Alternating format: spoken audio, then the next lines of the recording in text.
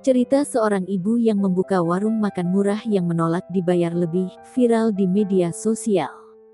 Warung tersebut dimiliki oleh seorang ibu bernama Solifah yang terletak di Jalan Beruang Raya, Gayam Sari, Semarang.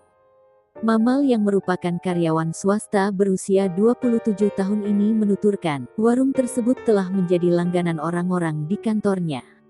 Ia makan bersama seorang temannya dengan nasi 2 porsi bersama lauk ikan dan telur dan hanya dihargai Rp10.000 saja.